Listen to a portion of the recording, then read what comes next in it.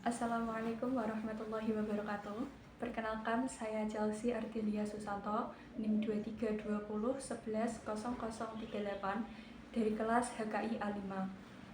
Di sini saya akan menjawab beberapa pertanyaan untuk memenuhi tugas ujian tengah semester mata kuliah Bank dan Lembaga Keuangan Syariah. Baik, langsung saja. Yang pertama, Haidar dan Nabila adalah pasangan muda yang bermimpi memiliki rumah sendiri setelah menikah. Setelah melakukan survei, mereka menemukan rumah impiannya di daerah Mejobo dengan harga 500 juta rupiah. Sayangnya tabungan mereka hanya sekitar 100 juta rupiah yang tidak cukup untuk membeli rumah tersebut secara tunai. Akhirnya mereka datang ke BSI guna mendapatkan pembiayaan. Berdasarkan kasus di atas, akad apa yang tepat diterapkan agar mereka dapat memiliki rumah impiannya namun tidak terjerumus dalam hal ribawi? Jelaskan dengan alasan hukumnya. Baik, jadi dari kasus Haidar dan Nabila tersebut, akad yang tepat untuk diterapkan adalah akad murabahah. Jadi akad murabahah yaitu akad jual beli antara bank dan nasabah dengan margin keuntungan yang sudah disepakati di awal. Akad ini tidak mengandung unsur riba karena berbasis jual beli yang syah secara syariah. Sesuai dengan firman Allah dalam surat Al-Baqarah ayat 275, Allah telah menghalalkan jual beli dan mengharamkan riba, serta diatur juga dalam fatwa DSN MUI nomor 4 /DSN MUI /4 tentang murabahah, yang mana dalam akad murabahah ini memperbolehkan bank menjual barang dengan harga yang lebih tinggi karena sudah ditambah dengan keuntungan yang telah disepakati selama barang tersebut telah dimiliki oleh bank. Jadi dalam kasus Haidar dan Nabila ini, mereka datang ke BSI untuk mendapatkan pembiayaan dengan cara BSI akan membeli rumah tersebut dari penjualnya secara tunai, kemudian akan menjual kembali kepada Haidar dan Nabila dengan harga yang lebih tinggi karena sudah ditambah dengan keuntungan yang sudah disepakati bersama sejak awal. Lalu Haidar dan Nabila akan membayar rumah tersebut dengan cara angsuran sesuai dengan jangka waktu yang sudah disetujui. Jadi akad murabahah ini tidak mengandung unsur ribawi karena keuntungan bank berasal dari transaksi jual beli nyata, bukan dari pinjaman berbunga. Selanjutnya pertanyaan yang kedua yaitu, jelaskan yang dimaksud dengan fungsi perbankan syariah sebagai lembaga intermediasi, serta jelaskan bagaimana cara perbankan syariah mendapatkan keuntungan. Baik, fungsi perbankan syariah sebagai lembaga intermediasi yaitu, yang pertama adalah menjadi perantara yang menghimpun dana dari masyarakat. Maksud dari menghimpun dana di sini yaitu bank akan menarik dana dari masyarakat atau dari nasabah melalui produk seperti tabungan, giro, dan deposito dengan menggunakan akad wadiah atau titipan atau mudharabah atau bagi hasil. Yang kedua yaitu dengan cara menyalurkan dana kepada yang membutuhkan. Maksudnya di sini yaitu memberikan pembiayaan atau penyaluran dana kepada masyarakat yang membutuhkan atau kepada pelaku usaha dengan skema sesuai syariah seperti bagi hasil, jual beli, ataupun sewa menyewa. Cara yang selanjutnya yaitu fungsi yang selanjutnya yaitu memberikan layanan jasa. Di sini maksudnya yaitu menyediakan berbagai jasa perbankan seperti transfer, clearing, inkaso, dan layanan lainnya yang fungsinya sama dengan perbankan konvensional. Selanjutnya yaitu bagaimana cara perbankan syariah mendapatkan keuntungan. Yang pertama yaitu dengan cara bagi hasil. Jadi bank dan nasabah berbagi keuntungan dari hasil usaha atau investasi yang dibiayai bank berdasarkan pembagian yang telah disepakati di awal dengan akad mudharabah atau musyarakah. Cara yang selanjutnya yaitu jual beli. Di sini bank membeli barang yang dibutuhkan nasabah lalu menjualnya kembali kepada nasabah tersebut dengan harga yang lebih tinggi karena sudah ditambah dengan margin keuntungan yang disepakati sejak awal atau dengan akad mudharabah. Hasil keuntungan dari yang diperoleh bank ini melalui selisih antara harga beli dengan harga jual. Cara yang selanjutnya yaitu sewa menyewa. Di sini bank menyewakan asetnya kepada nasabah untuk jangka waktu tertentu dengan biaya sewa yang disepakati. Cara yang terakhir yaitu denda keterlambatan. Bank dapat memberikan denda bagi nasabah yang terlambat membayar. Namun, uang denda ini tidak menjadi keuntungan bagi bank, melainkan disalurkan sebagai dana sosial.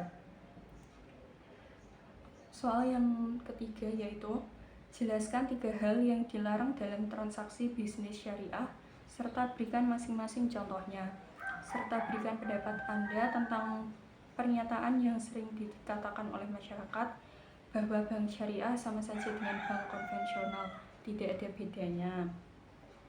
Baik, 3 hal yang dilarang dalam transaksi syariah. Yang pertama yaitu riba. Riba adalah tambahan atas pokok utang yang dipersyaratkan dalam transaksi pinjam-meminjam. Dalam syariah, riba jelas diharamkan karena dianggap merugikan salah satu pihak dan bertentangan dengan prinsip keadilan. Semua bentuk transaksi perbankan syariah harus bebas dari unsur riba, baik riba fadl atau pertukaran barang sejenis dengan tambahan maupun riba nasi'ah, yaitu tambahan karena penundaan pembayaran. Sebagaimana diatur dalam Quran surat Al-Baqarah ayat 275 tadi, Allah telah menghalalkan jual beli dan mengharamkan riba. Contohnya yaitu jika ada seseorang meminjam uang 10 juta dengan syarat harus mengembalikan 12 juta setelah 1 tahun. Nah, tambahan 2 juta itu adalah riba nasi'ah atau riba karena waktu atau pinjaman. Jadi termasuk riba karena keuntungan ditentukan dari pokok hutang, bukan dari hasil usaha. Yang kedua adalah maisir atau perjudian. Maisir adalah segala bentuk transaksi yang mengandung unsur spekulisasi atau perjudian, di mana keuntungan diperoleh bukan dari usaha atau kerja nyata, tetapi dari ketidakpastian dan keberuntungan semata. Transaksi yang mengandung maisir berisiko tinggi dan tidak mencerminkan etika bisnis Islami. Dalilnya yaitu dalam Quran surat Al-Maidah ayat 90, sesungguhnya khamr, judi atau maisir, berhala dan undian adalah perbuatan keji dan termasuk perbuatan setan. Contohnya yaitu dalam mengikuti perlombaan yang diadakan dalam Hari Kemerdekaan Republik Indonesia, namun hadiah yang diberikan itu menggunakan iuran dari para peserta. Jadi itu adalah termasuk maisir atau perjudian. Selanjutnya yaitu gharar atau ketidakjelasan. Gharar adalah ketidakjelasan dalam akad, baik tentang objek, harga, waktu penyerahan atau kondisi transaksi lainnya. Dalam perbankan syariah, gharar ini dilarang karena dapat menimbulkan perselisihan dan merugikan salah satu pihak. Sesuai dengan hadis riwayat Muslim, kitab Al-Buyum, yaitu Rasulullah melarang jual beli al-hasah dan beli goror. Contoh dari goror ini adalah menjual barang yang belum ada atau belum dikuasai, atau melakukan transaksi tanpa kejelasan spesifikasi barang dan harga. Misalnya, jika seseorang menjual buah yang masih ada di pohon tanpa tahu berapa banyak yang bisa dipanen, itu termasuk goror karena objek jual beli belum jelas jumlah dan kondisinya. Poin selanjutnya yaitu bagaimana pendapat Anda mengenai pernyataan bank syariah sama saja dengan bank konvensional, tidak ada bedanya. Jadi menurut saya pandangan tersebut muncul disebabkan karena kurangnya pemahaman masyarakat terhadap praktik bank syariah secara nyata, atau praktik bank syariah yang sebenarnya itu bagaimana. Keduanya memang terlihat sama jika dilihat secara sekilas, karena sama-sama bank yang memberikan layanan keuangan seperti tabungan, pembiayaan, dan investasi. Namun sistem akad dan tujuan operasionalnya jelas berbeda. Jika bank konvensional itu beroperasi berdasarkan sistem bunga atau interest, dan itu termasuk riba yang diharamkan dalam Al-Quran. Sedangkan bank syariah beroperasi berdasarkan hukum Islam, yaitu tanpa riba, gharar, dan maisir.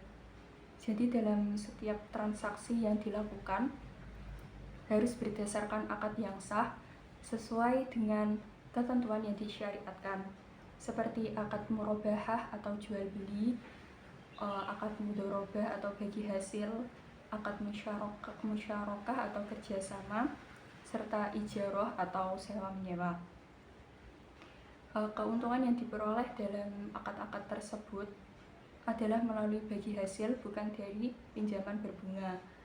Bank syariah ini tidak hanya mencari keuntungan, tetapi mengedepankan prinsip keadilan, transparansi dan kemaslahatan umat. Jadi pada intinya, bank syariah dan bank konvensional itu jelas berbeda, karena sistem dan landasan hukum bank syariah berbeda dengan bank konvensional. Bank syariah memegang prinsip akad yang halal tanpa bunga atau riba, sedangkan bank konvensional menggunakan sistem berbunga yang termasuk riba dan diharamkan dalam Islam. Sekian yang dapat saya sampaikan. Mohon maaf apabila ada kekurangan atau kesalahan kata yang kurang berkenan. Terima kasih. Wassalamualaikum warahmatullahi wabarakatuh.